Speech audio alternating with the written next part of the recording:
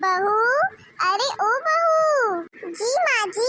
बहू, मेरी बेटियाँ घर आ रही है 1 महीने के लिए बच्चों को लेकर। उनके आने पर बीमार होने का हर महीने की तरह नाटक मत करने लग जाना, क्योंकि तुम्हें तो मेरी बेटियाँ चुभती हैं। और अगर दूसरी तरफ अगर तुम्हारे मायके से कोई आ जाए तो तुम्हारे चेहरे पर धीरे सी चमक आ जाती है। मैं तो पहले से ही जानती थी कि ऐसा कुछ होगा। जब भी मैं अपने मायके जाने की तैयारी करती हूँ तो आपकी बेटियाँ टपक पड़ती है। अरे क्या रखा है तुम्हारे मायके में जो हर साल बच्चे को लेकर जाने की जिद करती हो? एसी तक तो है नहीं तुम्हारे मायके में। यहाँ तो आराम की जिंदगी जीती हो। क्या कमी है यहाँ जो मायके जाने की रट लगाती हो? पूरे साल तो मैं बहू और पत्नी बनकर कर्तव्य निभाती हूँ। बस गर्मी की छुट्टी में मायके जाकर बेटी बनना चाहती हूँ। सबकी मनपसंद का तो खाना दिन में तीनों दोपहर बनाती हूँ, पर माँ के हाथों का स्वाद चखना चाहती हूँ। अरे यहाँ तो हंसे हुए खुलकर जमाना बीत गया, अब बिना रोक टोक के खिलखिलाना चाहती हूँ। मायके आई हुई पुरानी सहेलियों के साथ खुलकर हंसना चाहती हूँ। भाई भाभी के साथ दिल की बातें करना चाहती हूँ। नाना नानी भी तो बच्चों के साथ लाड लड़ाना चाहते हैं। हाँ, तो यहाँ पर हंस ले, किसने रोका है तुझे? अरे यहाँ पर हंसना तो दूर, यहाँ पर तेज से आवाज में बात क्या कर लूँ? तो बहू धीरे बोला करो। देख रही हूँ आजकल तेरी कुछ ज्यादा ही जुबान चलने लगी है। चल अब जाके वॉशिंग मशीन में कपड़े धो और जाकर छत पर भी सुखाना। उसके बाद आमरस और रोटियां सेक देना। जब देखो खाना खा कर कद्दू की तरह फूल गई हैं, लेकिन खाना ठूसना नहीं भूलेंगी। कितनी बार कहा है कि घर में एक काम वाली बाई लगवा दो, जिससे मुझे भी थोड़ा बहुत मदद मिल जाएगी, लेकिन नहीं। बहू ये क्या तमाशा लगा रखा है? तुम्हारे बाप ने क्या करोड़ों का दहेज दिया है तो हम उसकी ब्याज से तुम्हारे लिए काम वाली बाई रखे और मेरी बेटियों का आना तुम्हें बोझ लगता है? याद रखो ये घर हमारा है, तुम्हारे बाप ने ये घर दहेज में नहीं दिया। इस घर में जब चाहे मेरी बेटियां आ सकती हैं, जितना चाहे उतने दिन रुक सकती हैं। देखिए मम्मी जी, अभी तक तो घर दहेज में देने का रिवाज नहीं बना है। घर का सामान देने का जरूर रिवाज है, लेकिन अब के दौर में मैं सभी माता पिताओं से यही कहना चाहूँगी कि अपनी बेटियों को दहेज दो या ना दो, दहेज में एक छोटा सा घर जरूर देना, ताकि ससुराल वाले ये ना कहे कि ये हमारा घर है। मैंने तो कभी नहीं चाहा कि दीदी लोग ना आए जरूर आए, मुझसे ये सब काम ना करवाए, अपनेपन का एहसास करवाए, काम में मेरी बहुत मदद भी कर दे। आप लोग क्यों नहीं समझती हैं कि मेरे ऊपर काम का बोझ कितना बढ़ जाता है? आपकी बेटियां हर बार पति पत्नी में, सास बहू में लड़ाई करवा कर जाती हैं। अरे बहू, अगर तुम अपनी नंदों को थोड़ी बहुत सामान दे दोगी तो तुम्हारा क्या बिगड़ जाएगा? तुम तो नंदों के आने के बाद अपना काम निपटाकर अपने कमरे में चली जाती हो। मेरी बेटियों के तो दुख सुख से तुम्हें कोई वास्ता ही नहीं रखना है।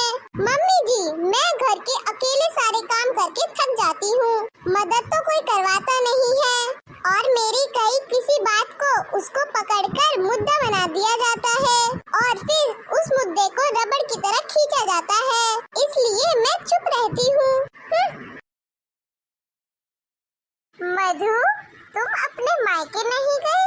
वैसे हर साल तो तुम जाती हो, कब जा रही हो इस साल मायके? आंटी जी, अब आपसे क्या छुपाना, मेरी माँ इस दुनिया से क्या गई, मेरा तो मायका ही छूट गया। भाई भाभी अब मुझे वहाँ बुलाते ही नहीं है। अरे तो तुम सामने से चली जाया करो, उस घर पर तुम्हारा भी तो हक है। तुम मजे से जाओ और खुशी खुशी रहो, इसमें इतना क्या संकोच करना? घर पर तो हक है, घर वालों पर नहीं। इस परिस्थिति की जिम्मेदार भी मैं ही हूँ। मैं शादी के 8 साल में लगातार 2-3 बार मायके जाती थी। मायके में कभी भी अपनी भाभी के साथ सम्मान और समझदारी नहीं दिखाई। मेरी माँ मुझे सिखाती थी कि मायका मतलब आराम की जगह, जहाँ काम नहीं करना पड़ता। मेरा मायके में दखल अंदाजी करना भाई भाभी के रिश्ते में मन मुटाव का कारण बना।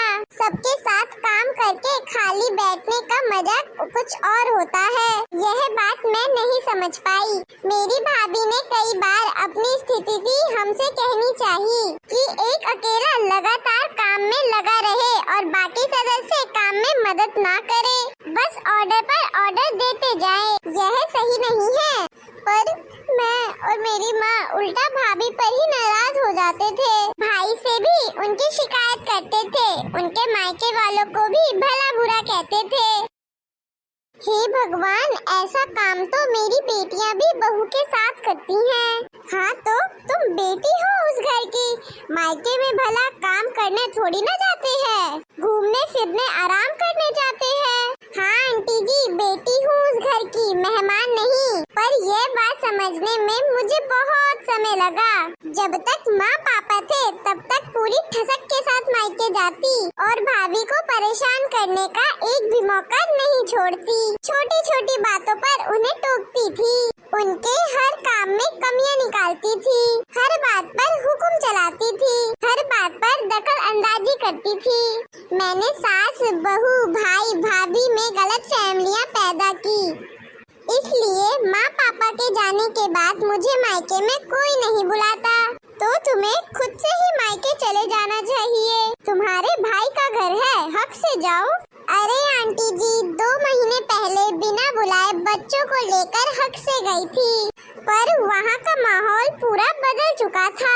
मेरे पास 2 घड़ी बात करने के लिए कोई नहीं था, क्योंकि अब माँ नहीं रही ना। भाभी पूरा दिन पहले की तरह काम में लगी रहती। उनके आँखों में भी मैंने अपने लिए नफरत के भाव देखे। मैंने पहले मायके जाने पर घूमना फिरना शॉपिंग माँ और सहेलियों के साथ किया। भाभी से तो कभी पूछा ही नहीं, क्योंकि उन्हें वो मान और इज्जत नहीं दी जिसकी वे हकदार थी। 2 दिन में ही ससुराल वापस आ गई। भाई ने मुझे रोका ही नहीं। कहीं इन्हीं गलतियों की वजह से मेरी बेटी का भी मायका खराब ना हो जाए। अच्छा आंटी जी, अब मैं चलती हूँ। बहू, अब क्या बन बिगड़ गया इनका? मोबाइल लेकर बैठो तो बस तुरंत बहू बहू बहू। मैं सोच रही थी कि मेरी बेटियों के आने के बाद काम थोड़ा ज्यादा हो जाता है, इसलिए इस बार काम वाली बाई को कुछ एक्स्ट्रा पैसे देकर ऊपरी काम जैसे घर की डस्टिंग, वॉशरूम साफ करना, कपड़े फोल्ड करना जैसे बाकी सभी काम करवा लेंगे। किचन के काम में भी मैं और तुम्हारी दोनों नंदी भी तुम्हारी मदद करेंगे कि तुम भी अपनी कामों से फ्री हो सको और नंदों के साथ समय बिता सको। शाम को सब लोग एक साथ घूमने जाया करेंगे। लगता है आज सूरज पश्चिम से निकल आया। ये तो बहुत ही अच्छा आइडिया है माँ जी। हाँ बहू, जल्दी फ्री हो जाया करेंगे तो गप्पे शप्पे होते रहेंगे, घूमने फिरने भी जाते रहेंगे और जब मन होगा तो घर में भजन भी करवाते रहेंगे। अरे वाह माँ जी, तब तो फिर दीदी लोगों को सरप्राइज देना ही पड़ेगा। क्यों ना हम पहले से घर पे भजन और कीर्तन की तैयारी कर ले, ताकि जब वे लोग आए तो देखकर खुश हो जाए। अब तो मुझे इंतजार है कि दीदी लोग कब आएंगी। बहू, आज ही उन लोगों का फोन आया था, बोल रही थी कल सुबह तक पहुंच जाएंगी। चलो, दीदी लोगों के आने से पहले लंच की तैयारियां हो गई। माँ जी खुश हो जाएंगी। अब बाहर जाकर बरामदे में सबकी बैठने की तैयारियां करती हूँ। अरे वाह सरला, तेरी बेटियों के आने से जैसे घर में रौनक आ गई। हाँ जीजी, सही कह रही हो आप। और बेटिया, तुम राजस्थान में रहती हो ना?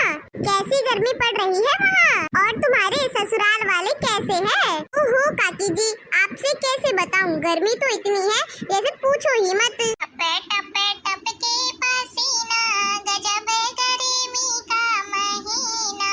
टपे टपे टपके पसीना, गजब गर्मी का महीना।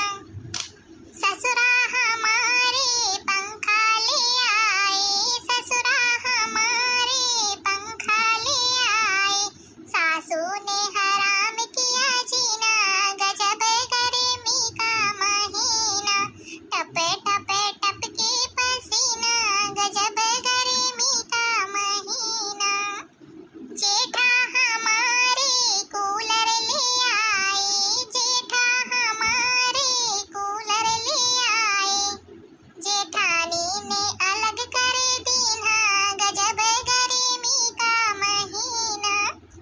जेठा